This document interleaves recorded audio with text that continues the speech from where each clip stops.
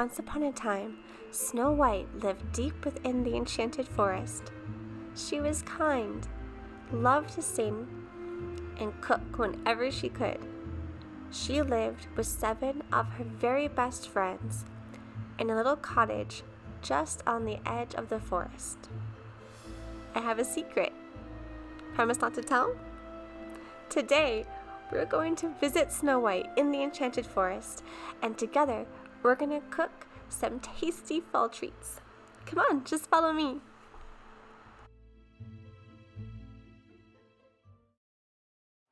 Hello there. Do I know another secret? Promise not to tell? Today, we're going to make something really swell. When it gets chilly outside and there's a snap in the air, I always want to make something really cozy and scrumptious. And even better, something to share with friends. Oh, hi-ho, where have they run off to? Why don't we go find my friends and some ingredients together and get ready to make something really tasty? Come on, let's go.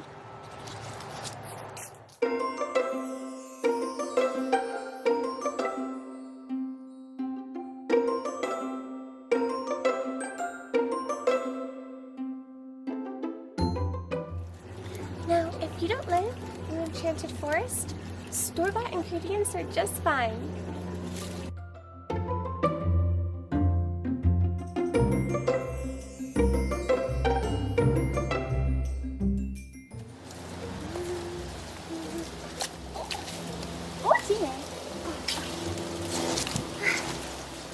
You just have to be extra careful in the woods. Oh! This is our last ingredient. Let's go inside and start cooking. Oh, there you are.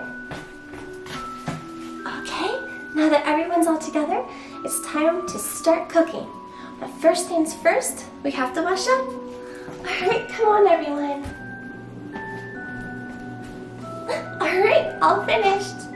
Now it's time to start cooking. Today, we're gonna make one of my most favorite things in the whole world, and that's candied apples.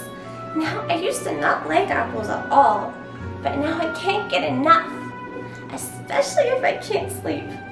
Today's apples are going to be poison-free and very tasty. I'll show you how to make them. Come on. Now, to get started, take your clean apples, and then you want to find a nice stick. I carved the end to make it a little pointy so it's easier to stick in the apple. But you want to make sure they go about halfway down. That way the apples will stay on the stick. Ta-da! Next, add some water, some sugar, and a little, or well in my case, a lot of syrup into a nice pan. Next, I'm taking some gel coloring and adding about a tablespoon. You can add more if you want the color to be a little darker, or less if you want it to be lighter. Next, I'm going to pop it on the stove and stir. Now you want to stir until it starts boiling, but then leave it alone.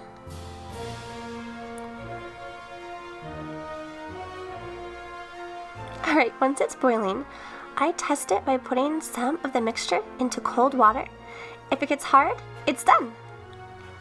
Next, twirl your apples in the mixture, making sure they get an even coat. I like to use maybe 2 to 5 coats, depending. Whatever you want to do is just fine. And make sure to tip it up. That way you get all of the nice coating evenly around the apple. And once it's done, put on parchment paper to dry. Alright, next are my favorite caramel apples. Start with some butter, a bit of magic, and some brown sugar. Make sure to pack it down nice and tight.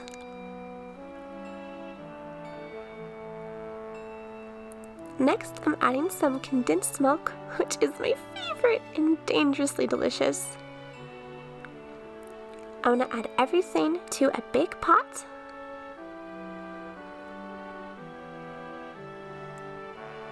And don't forget the syrup.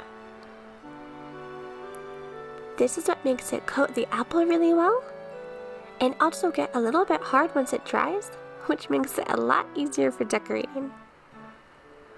Next, I'm adding the condensed milk and stirring everything together. I don't know if you need to, but I think it's a lot more fun this way.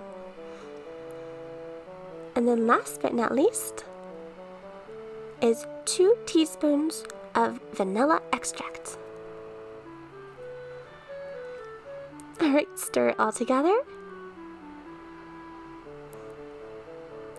And I'm going to put this on the stove until it reaches 248 degrees Fahrenheit or 120 degrees Celsius. It takes about 20 minutes to start boiling, but I think it depends on where you live. It happens pretty fast here in the Enchanted Forest. Next, dip your apples in the caramel, just like before. You want to do a twist and flip up to make sure it's a nice even coat. Now this recipe makes about 8 apples, which is perfect for my household. Once you're all done, put them on parchment paper to cool, and then you're ready to decorate.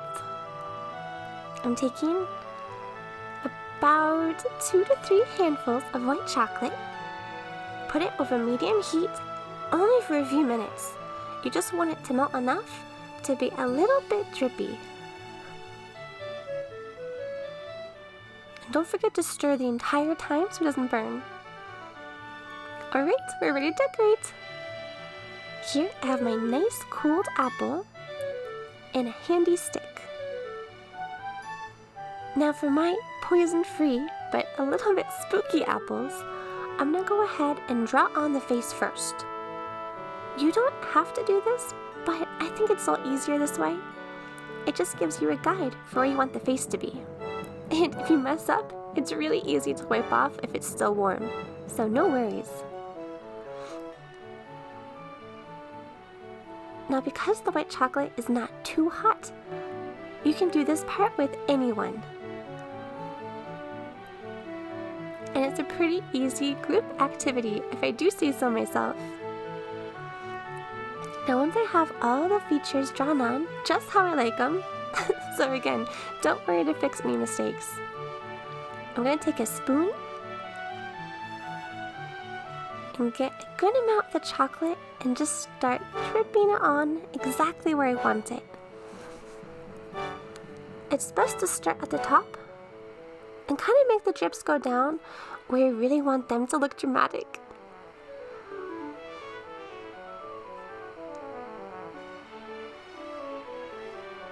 So I find I focus mostly on the front.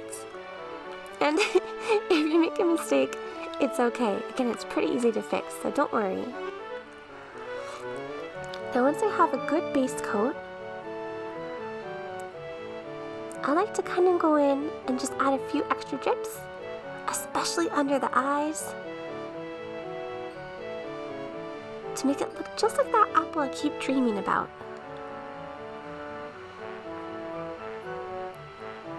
Okay, it's looking pretty spooky, huh? Now you can use the back of the spoon, paper towel, a clean finger, really anything to help kind of clean up the face just a little bit.